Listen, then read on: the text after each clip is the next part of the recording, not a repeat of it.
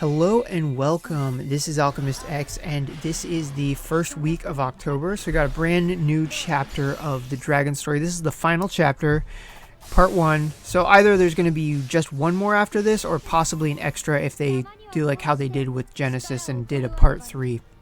So the newest unit is Serzyk, and he's a fire support unit. And aside from him and his memento, they've also added Enlightenment Gate 7 for the first 4 dragon characters. So that's Zaphyrus, Claybell, Smire, and Melville. So that's definitely, at least for me, something that's been highly anticipated. I got Zaphyrus and Claybell's Gate 7 already. I don't have quite enough for Melville, but I'm not super worried about it because she doesn't need it as badly. And then Smire, it's going to take me a little bit longer because I just haven't had her as long. So that's a great thing, especially because, next round is going to include Lindrake, and that's the one that I'm most excited for as far as getting Gate 7 goes. And then aside from that, the PvP battlefield is going on, and in the coin shop for that, they've added some new gears. So if you are a big fan of Itsuki and Flammel following their altar class jobs, there are some gears for them, weapons for them. And then there's also a new gear for Rega, which is an armor type. So if you've been working on getting him raised, that's definitely going to be a nice upgrade. But for right now, let's focus on Serzyk because he is the new big shiny thing in the game. So he is a support unit. Some aspects of his kit might remind you of Melville, which makes sense because they're affiliated faction-wise. But he's definitely going to be a little bit different. Like her, he is an M-attack scaling / attack dealing fire unit. But he focuses a little bit more on debuffing enemies via the alchemy down, so draining their MP and ruining their ability to do magic. He can also get rid of Dragon Realm effects, and that's going to be a really, really helpful thing given how much of a presence dragons have in PvP. He can do magic cover, which is good. If you're lacking a magic tank, then the value of him is certainly going to go up quite a bit. He can do CT up and a permanent fire buff, which is reminiscent of the collab unit Hestia. So really the focus for him is going to be on fire teams. Like, you definitely could use him just in a regular context if you need to do alchemy down, if you need magic cover, but you're going to get a lot of extra mileage if you are using him in a mono fire team. Especially you could pair him with Vettel, so you have both physical and magical covered, and he could boost Vettel's damage. Pair him with Melville and boost healing. His adjacent or his passive skills, one of them will, if he's adjacent to a unit, he will enhance their P attack and M attack buff. So anybody who gets like a passive buff or does a charge up is going to benefit from that just from standing next to him. So there's definitely a lot of cool things in his kit, the kind of stuff that I like to see. And then one of his alchemy down things comes via a follow-up attack. He's also got some more, I would consider, niche abilities, like an HP auto recovery that also gives jewel regen and all status resistance and like all damage reduction up for fire units, but at the same time like completely ruining your ability to do damage. So that could be really good for making your support units borderline invincible, especially like if that support unit is Melville, who's already pretty strong. But otherwise, it's definitely not going to help the damage dealers as much, and that's usually what I look for when I'm looking for support units. But nonetheless, though, he has a lot of interesting things in his kit. It's a good combination of buffs and debuffs, and then, of course, some extra tankiness. He's also very evasive. That's his main thing, is that he can do magic cover and then presumably dodge the magic that he'd be tanking. So let's just take a quick peek at his memento. So the max limit break bonus is going to be move +1, good for a support unit who wants to be adjacent to damage dealing units. And then the vision ability will be additional cover. And then the VCR is going to give you stats that he wants, including evasion and magic evasion. And then it will also have an absorb magic that he can put on himself. So overall, definitely solid.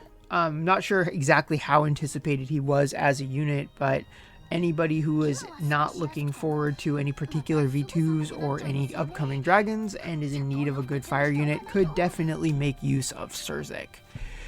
So with that out of the way, let's go ahead and take a look at the banners. And here we are at the banners. So for this week, if you don't care about anything dragon related, then it's going to be a skip week. If you do, there's of course Serzyk and his brand new memento. And then Ananji is also rerunning, so she's definitely a very strong unit. If I was going to go for one of them, I'd probably choose Ananji first, but that doesn't mean that Serzyk is bad by any means. And then aside from that, there are some coin banners, which we know all about coin banners, but I will give them an extra shout out just because of the 4 dragons that just got Gate 7.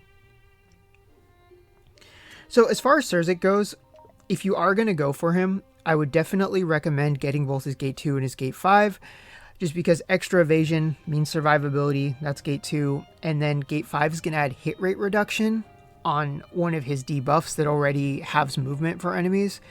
So definitely some good upgrades that can help him. So even if you only get enough shards to just get 2 and 5, that's already going to be really helpful for a support unit.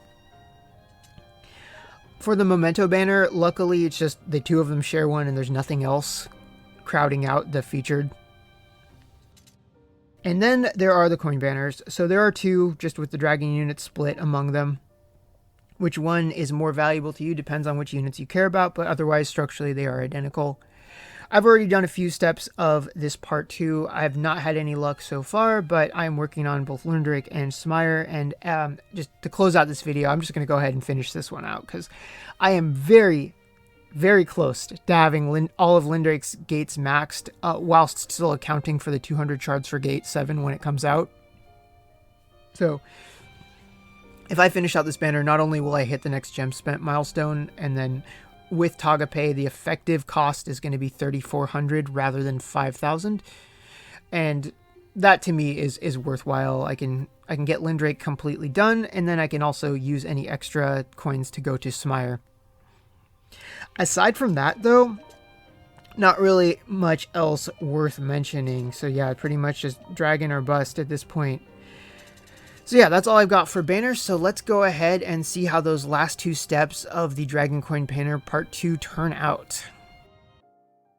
Okay, so let's jump into this. So thus far, it's been nothing of note. Couple of 5 stars here and there, but it's like Hugo's and Elizabeth's, and not even like ones that I really want, like Flammel.